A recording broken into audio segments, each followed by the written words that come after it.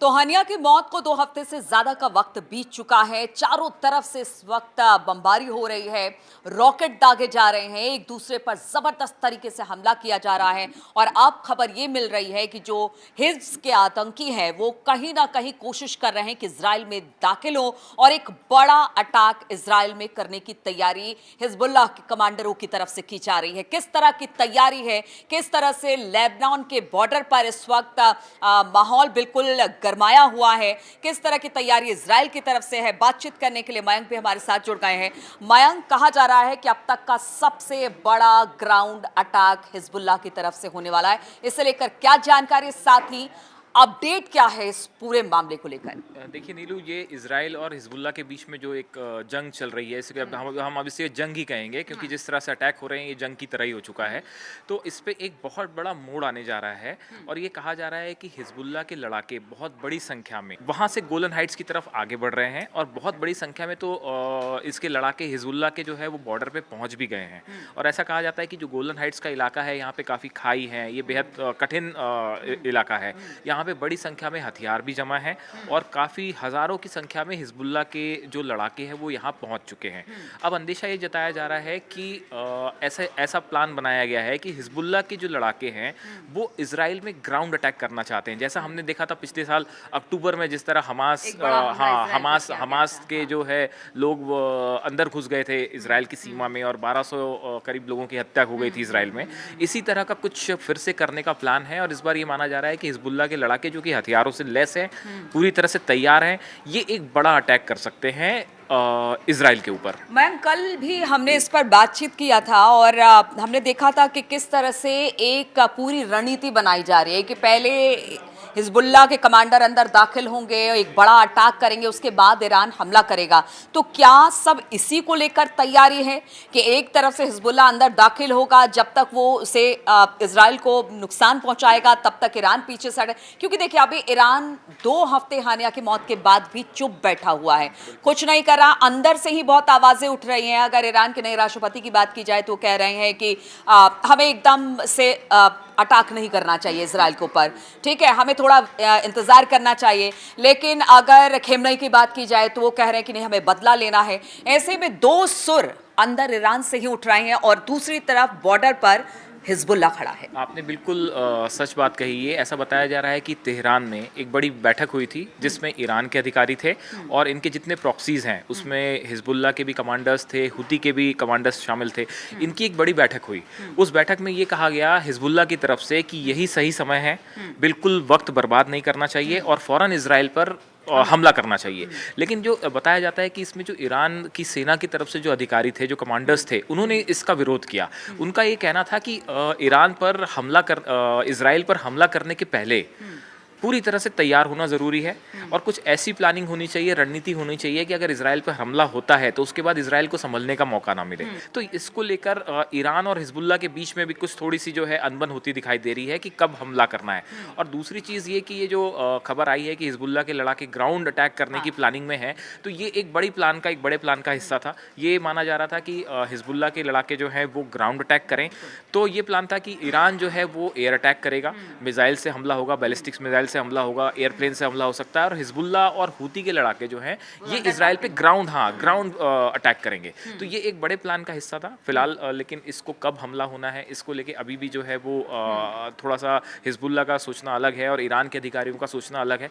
लेकिन इसी बीच इजराइल की तरफ से गाजा में एक बार फिर जबरदस्त हमले हुए हैं और खासकर जो फिलिस्तीन के कई इलाके हैं इस पे IDF ने, जो इजराइल की फोर्स है, उसने जबरदस्त बमबारी की है और कई ठिकाने जो है वो तबाह कर दिए गए हैं। तो गाजा के ऊपर इजराइल के हमले बदस्तूर जारी हैं।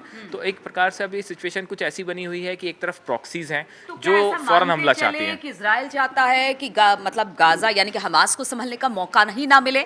दूसरी तरफ दूसरे फ्रंट पर अगर जैसे हिजबुल्लाह अपनी तैयारी कर रहा है या ईरान अपनी तैयारी कर रहा है तो वहां पर भी इजराइल बॉर्डर इलाके में सर्च ऑपरेशन चला रहा है। यानी कोशिश यही है कि हमास को उठने का मौका ना दिया जाए और साथ साथ इनको भी टैकल किया जाए। बिल्कुल बिल्कुल, एकदम आप ठीक कह रही हैं। ये ग्राउंड फोर्सेस वाली बात हो गई, ये वॉर वाली बात हो गई। अच्छा नीलू, मैं आपको एक बात ये बताना चाहूँगा कि जितने अरब देश हैं इनके बीच कई अहम बैठकें हो रही हैं। मैं आपको 5 बड़ी बैठक बताता हूँ जो पिछले शायद 24 घंटे में जिनकी बहुत ज़्यादा चर्चा हो रही है। एक तो मोहम्मद अब्बास जो फ़िलिस्तीन के राष्ट्रपति हैं, ये जो है तुर्की गए हैं और इन्होंने तुर्की के जो राष्ट्रपति हैं अर्दोआन, इनसे मुलाकात की है। तो एक बड़ी बैठक तो ये है जिसमें फ़िलिस्तीन के राष्ट्रपति जो है वो तुर्की में है, वहाँ पे बैठक चल रही है और पूरी क्या हालात है उसके बारे में चर्चा की गई है। दूसरी बड़ी बैठक है, फ्रांस के जो विदेश मंत्री हैं वो लेबनान पहुंचे हैं। अच्छा। और वो लेबनान को ये समझाने की कोशिश कर रहे हैं कि किसी भी तरह से हिजबुल्लाह को शांत किया जाए, क्योंकि वो जो अपनी धरती बिल्कुल से बिल्कुल लोग एक तरह से कहते हैं अपनी जमीन दे रहा है, बिल्कुल वहां बिल्कुल से चीजें मुहैया करा रहा है, इसी वजह से शायद फ्रांस ये चाह रहा है। तो अब ये जो है फ्रांस की कोशिश ये है कि किसी भी तरह नसरल्ला जो चीफ है हिजबुल्लाह के, इनको समझाया जाए। और एक जो बड़ा वॉर है, क्योंकि हर सबको ये अंदेशा है कि अगर यहाँ पे कोई वॉर होता है तो ये बहुत बड़ा रूप ले सकता है और इससे भयंकर तबाही होगी। तो एक तरफ जो है वो फ्रांस की कोशिश है कि हिजबुल्लाह को कुछ शांत किया जाए। अच्छा, दूसरी तरफ मैंने आपको अभी जैसा बताया कि तेहरान में प्रॉक्सीज और ईरान के बीच में एक बड़ी बैठक हुई है, उसी तरह जो है एक बात और सामने आई है जो थोड़ी सी हैरान करने वाली है। अमेरिका की एक मैगजीन की तरफ से ये दावा किया गया है और उसमें ये कहा गया है कि जो सऊदी के क्राउन प्रिंस है मोहम्मद बिन सलमान, इन्होंने अपनी हत्या का अंदेशा जताया है। ऐसा कहना है अमेरिका की एक मैगजीन का। इस मैगजीन में दावा किया गया है कि जो प्रिंस मोहम्मद बिन सलमान है, ये इजराइल के साथ एक बड़ा समझौता करना चाह रहे हैं। अच्छा, तो सऊदी अरब जो है वो इजराइल के साथ एक बड़ा तो समझौता करना चाह रहा है। मिडिल ईस्ट की जो कंट्री है वो अपने में ही कुछ खिचड़ी बिल्कुल पका रही बिल्कुल है क्या? हाँ, ये अब देखिए अगर मोहम्मद बिन सलमान अगर इजराइल के साथ समझौता करना चाहते हैं तो जो कई आतंकी संगठन हैं उनको ये बात बिल्कुल पसंद नहीं है। शायद इसी वजह से इस मैगजीन में दावा किया गया है कि सलमान को ये अंदेशा है कि कहीं उनकी हत्या ना हो जाए। तो अगर आप देखें नीलू, पूरा अरब वर्ल्ड जो है इस समय ऐसा लगता है जैसे एक शतरंज की बिसात बिछी हुई है। हर दिन यहाँ पे एक नई चाल चली जाती है, हर रोज एक खबर आती है कि ग्राउंड अटैक हो रहा है और कैसे स्ट्रैटेजीज है हमले की, और दूसरी तरफ बैठकों का दौर भी जारी है। क्योंकि ये बात न सिर्फ ईरान समझ रहा है, हिजबुल्लाह समझ रहा है, बल्कि इजराइल, अमेरिका, रूस, चीन और जितनी अरब कंट्रीज हैं, चाहे तुर्की हो, लेबनान हो, सब समझ रहा है। सब समझ रहे हैं कि अगर एक बार यहाँ युद्ध शुरू होता है तो उसका स्केल शायद यूक्रेन और रूस का जो युद्ध था इससे भी कहीं ज्यादा बड़ा होगा। इससे जो तबाही होगी वो बहुत ज्यादा होगी। रूस और यूक्रेन था, लेकिन इसमें तो पूरा मिडिल ईस्ट, साथ ही साथ रूस, चाइना, अमेरिका सभी हैं इसमें शामिल। और देखिए, ये जो जिस जोन की हम बात कर रहे हैं, यहाँ पे जो है सबसे अहम बात ये है कि वर्ल्ड का ऑयल बहुत बड़ी सप्लाई लाइन जो है वो यहीं से होती है। अगर यहाँ किसी भी तरह का युद्ध होता है तो इसका पूरा वर्ल्ड पे बहुत जबरदस्त असर होगा, पूरी विश्व की अर्थव्यवस्था पे इसका असर होगा। तो यहाँ पे जो एक कहते हैं कि डिप्लोमेटिकली, हाँ, कि जिस तरह से इराक पर अमेरिका ने हमला किया था, इराक पूरा तबाह हो गया था।